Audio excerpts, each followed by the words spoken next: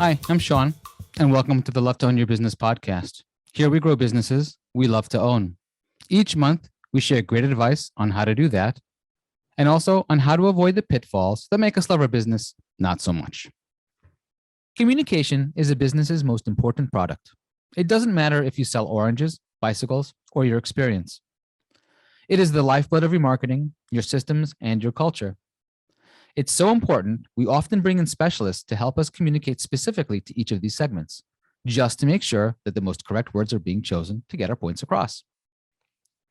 However, words are only a part of the equation because language involves more than the words we choose. It's also the context from where they come, the order in which we place them in our messages, how we deliver them in both tone or expression, and much, much more. Understanding how people use their language can actually be a business superpower.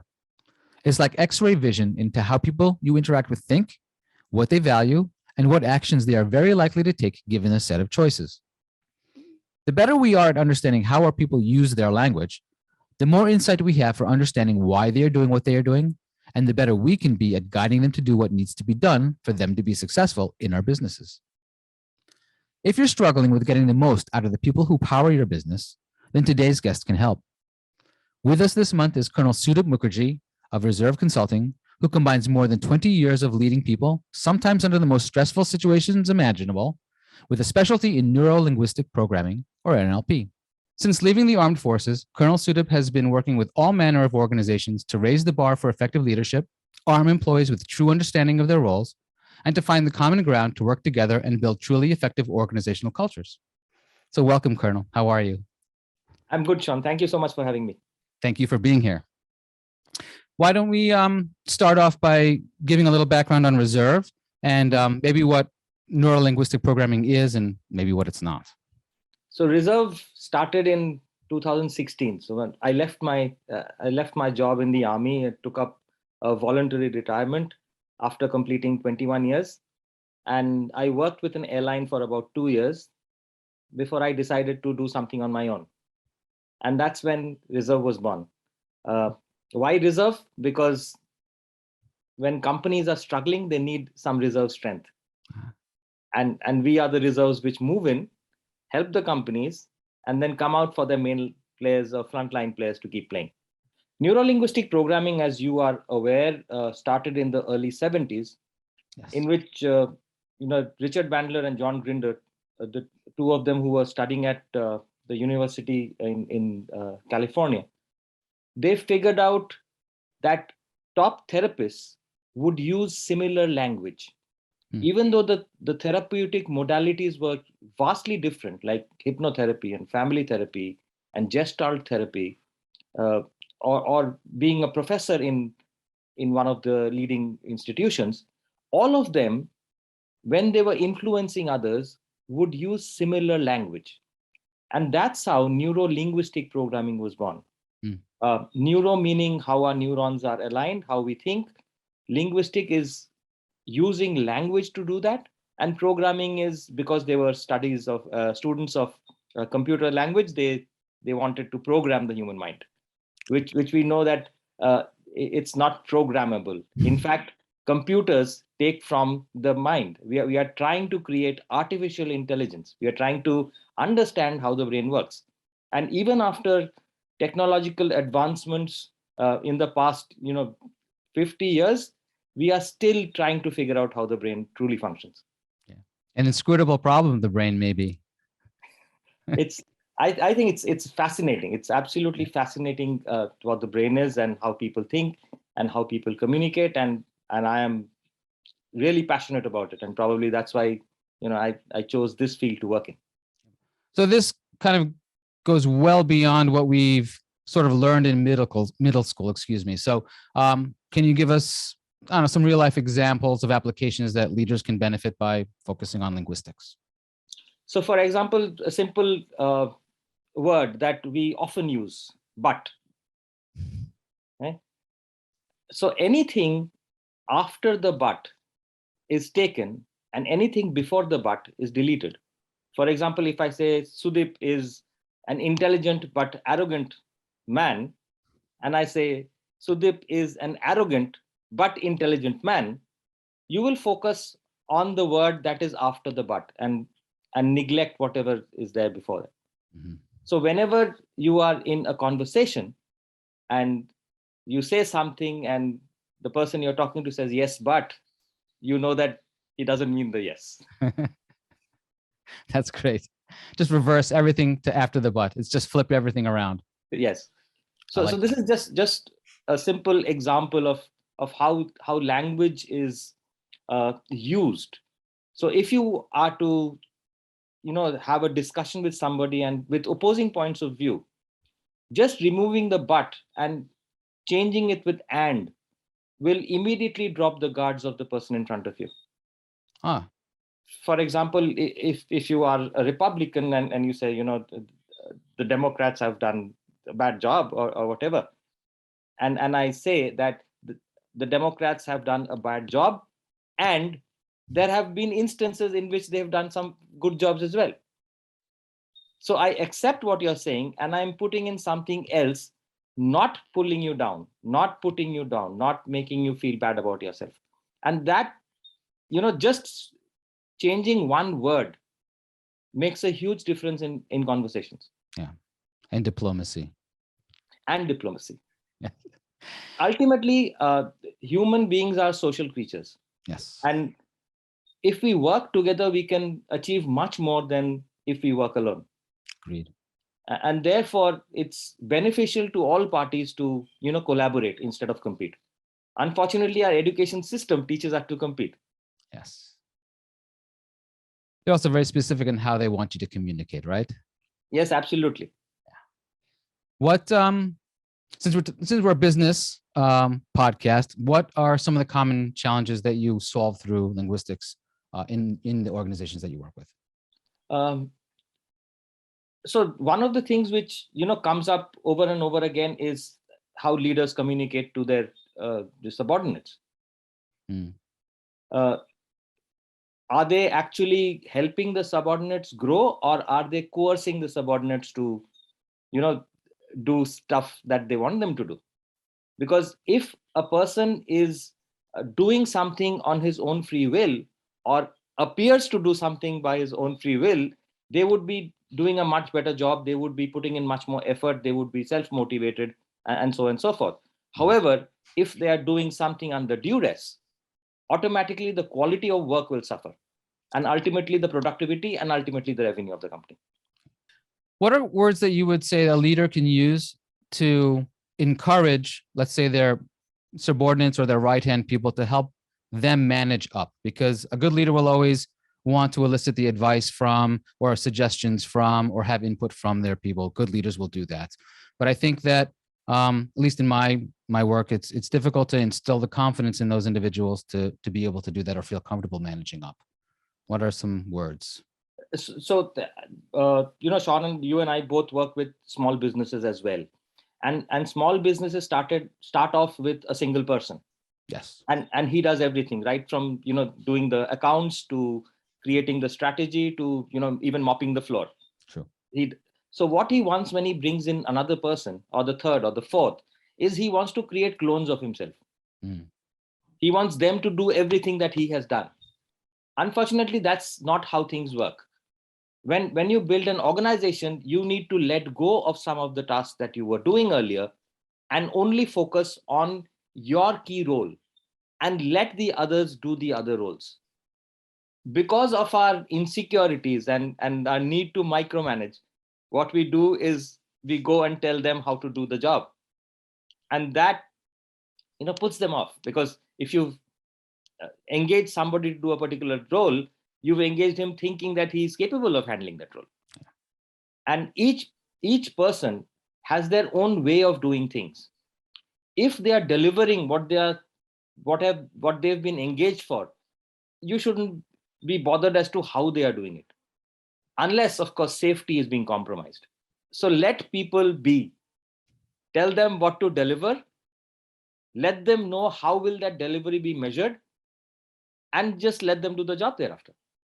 Give them freedom and boundaries. Freedom and boundaries, absolutely.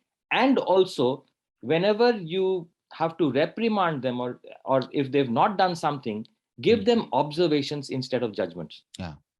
That's really good. Can I pause you there? Let's expand on that. So what are good reprimanding ways to do in business now? Like especially now, it seems that we're getting more and more sensitive to how we actually deliver bad news, right? So that we're not offending people. Mhm. What are some examples that leaders can use now that you think work better than others? For example, I say, Sean, I had asked you to deliver this report by 6 p.m. today, and I don't have that report with me. So that's an observation. Instead of, Sean, you've faulted again and you've not delivered the report on time. Right? So if you give observations, then people will not defend it. There won't be an altercation. So whatever you think is not happening, bring it to the attention of the person as your observation.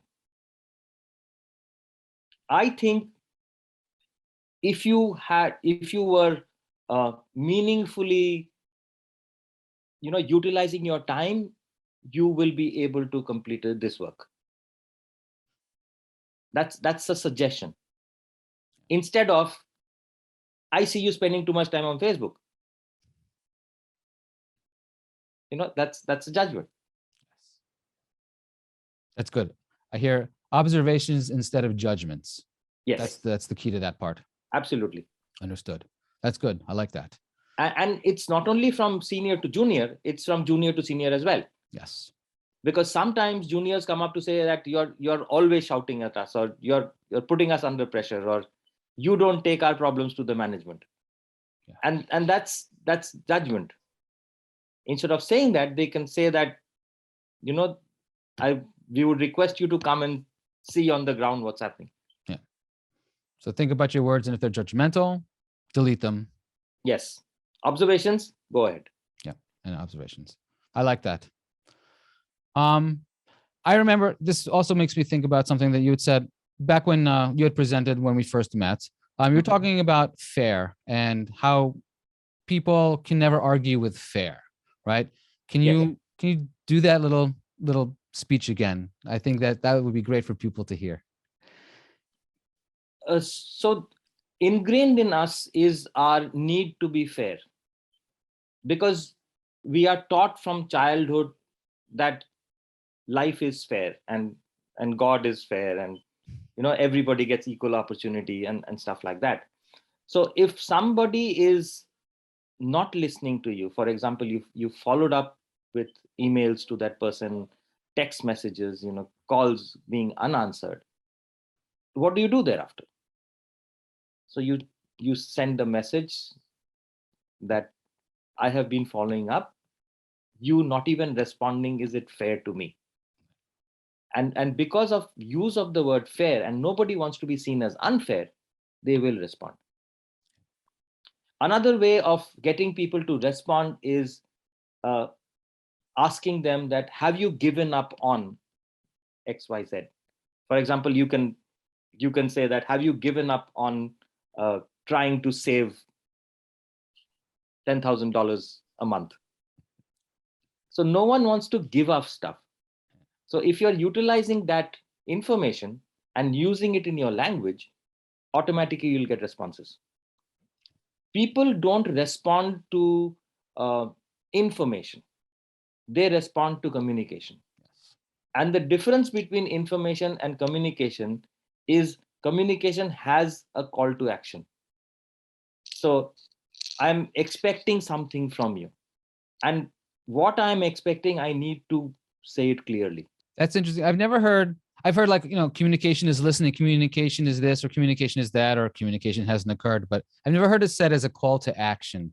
Communication is getting somebody to do what you want them to do. Yeah. It has to result in an action. If it's not resulting in action, there's something wrong with the communication. Yeah. Then even though we try hard, so where do you find the biggest breakdowns are? It's not just listening, it's understanding what people are saying too, though. Exactly. All of us structure language differently. All of us structure our thoughts differently. And therefore, words, I can say that, can you send me this report by 6 p.m.? The true answer of that sentence is yes. It doesn't mean I'll send it to you. I can send it to you. Yes. Of course I can send it to you. Of course. Yes. Right. Will you? So I would like you to send it to me and I want to receive it. Yeah. Right. It has to be very, very clear. In our, quest to be nice and not professional, we tend to soften the language and send, 3-page emails which nobody reads. So brevity is of great importance, especially in business communication. So if we be brief but observable rather than judgmental, then we circumvent the tone issues that we have when we write and things like that. Absolutely. Okay. You state what the problem is, you state what you want them to do, and you give them a time by which they should do it. Yeah. Close the loop. Close the loop. And if required, you also give out what you will do in return. Oh, I like that. If you send me this email by 6 p.m., I will be able to, make out my plan and send it back to you by tomorrow morning. Oh, I like that. I like that a lot, because then you're giving them the end result. It's not just do this because I asked you to do this. There's a reasoning why, and it sort of gives the person a participation in what that next activity is. Yes. I like that a lot. That's something new, very new. Yep, I like that a lot. So a simple thing like, email subjects. As soon as there are more than one REs, which means it's been forwarded, you are put off. Why would you send FYI mails? It's like throwing a book at you and asking and expecting you to read it. And we have this need, I think. I'm guilty of the FYI a lot. It's just to keep people informed in the loop because you think they want to be informed. If you send an FYI email, I would rather have you point out the relevant portion of the email that is important for them. So, dear Sean, this trail mail from Laura is attached herewith. You may want to look at para 3, which gives out what we discussed. I would like to hear from you by so and so date, so that I can make out the plan for the next quarter by so and so time. Oh, I like that. It's a highlight. So you're highlighting. You're not telling him, here's a book. You're telling him, this is exactly what I want you to, focus on. Yeah. So we do talk about the difficulties in communication, and despite people are trying to listen or trying to understand, where are other breakdowns in communication that you find most common if people are listening? So that's a big if. A lot of people in organizations are stressed, right? And when they are stressed, they are not fully alive to what's happening. And they don't listen to everything that you say. They'll pick up words from the middle and react accordingly.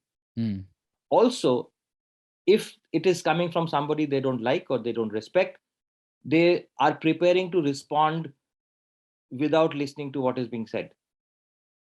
Which is why we need to give out observations and not judgments. That it becomes more and more important every day. Automatic defense. You think anytime that a superior talks to a subordinate, that there's always a defensive nature in place right away? Absolutely. Yeah. Yes. So starting a conversation to tear down some of the guards, what's a good introductory phrase or something that might work? As human beings, we are always ready to do one thing. That is give advice. So if you start off with, can you give me some advice? Can you give me a quick advice? Quick means I'm not going to waste your time. Advice means that I hold you in good stead. You will tell me whatever I want you to tell me. Oh, that reminds me of something different, which is like the one up, one down, right? So when you ask somebody for advice, it sounds like you're taking them and putting them one up instead of you being one down. Yes. I like that. Yeah. So during conversations, there's always going to be a one up, one down, and it'll keep, changing. What we want to do is we should start off with somebody, openly talking to us. I met with a young lady yesterday, and the first thing she said that I'm not a talker, and then she proceeded to talk for the next 30 minutes. And when I pointed it out to her, she said, I'm not a talker. I said, yes, I agree.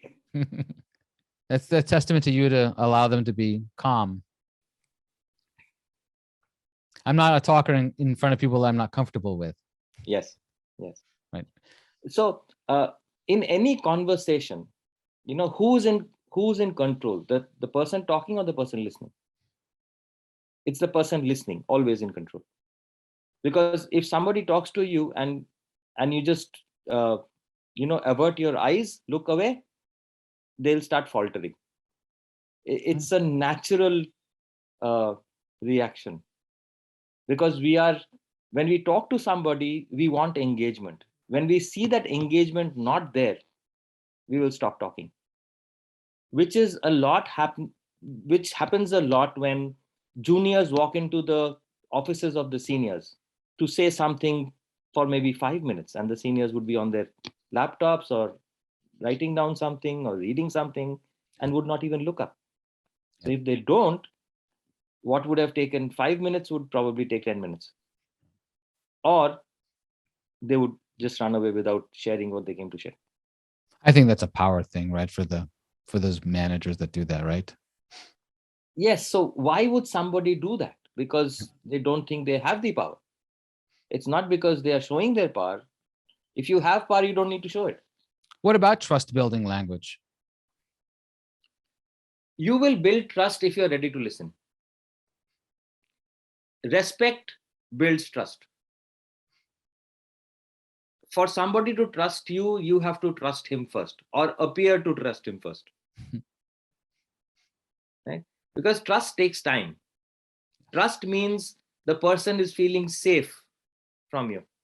How about in closing us out, what would you say are the 3 big important questions that a leader would ask himself to start chewing at the corners of fixing a company's communications, and then calling you?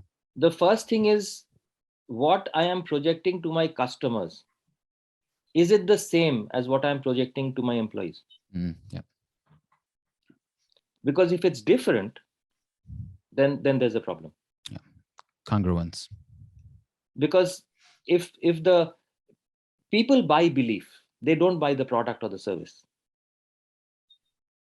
If you seem to be confident on what you're selling, they will buy it.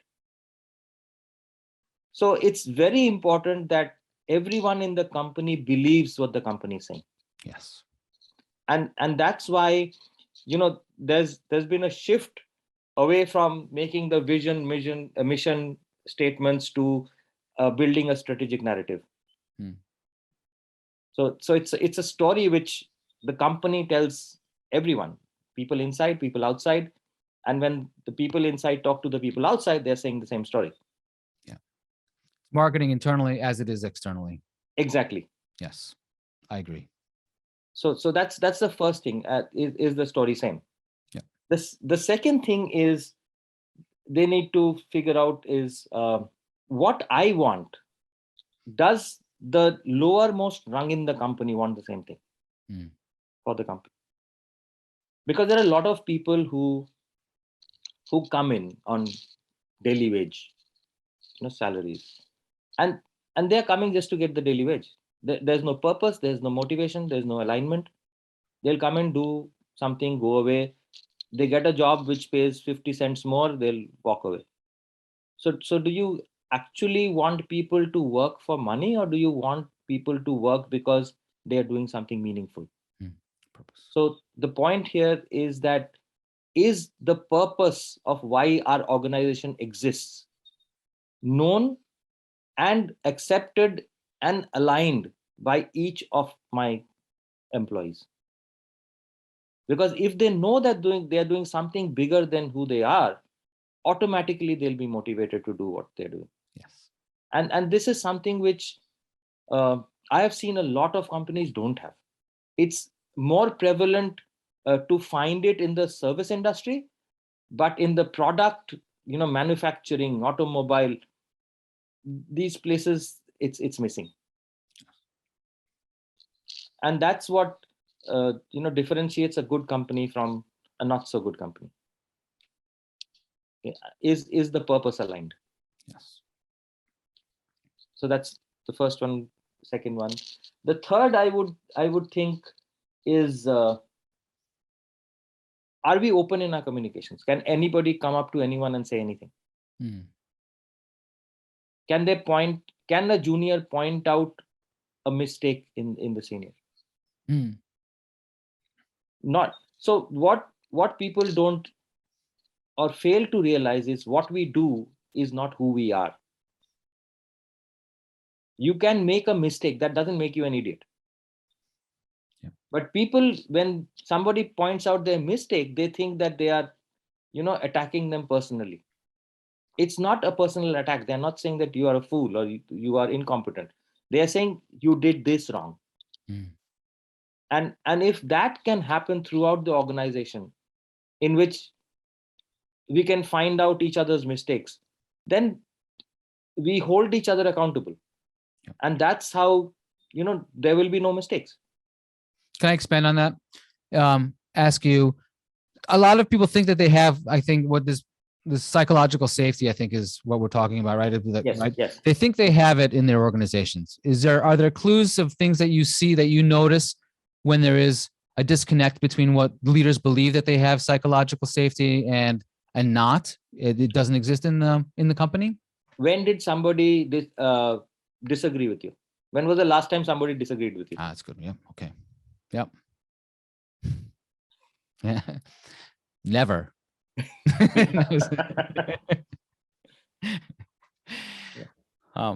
Thank you, Colonel. This was fantastic. I always enjoy our conversations. Yes. If people want to learn more about you and how you can help them to raise the bar in leadership and supercharge their cultures, where can they find you? What's the best way? They can find me on LinkedIn, Col Sudip Mukerjee, or they can go to my website, which is reserv.com, reserv3.com. Okay. And if you want to learn more about what we do here at SLC Advisory Group, come visit us at www.slcadvisorygroup.com. And of course, if you want to make sure that you don't miss any of our content, hit the subscribe button when you come visit, and we'll let you know when the next episode comes out. And we'll see you again next month. And thank you again very much, Colonel. Thank you so much, Sean, for having me. Yep. Bye-bye. Bye-bye.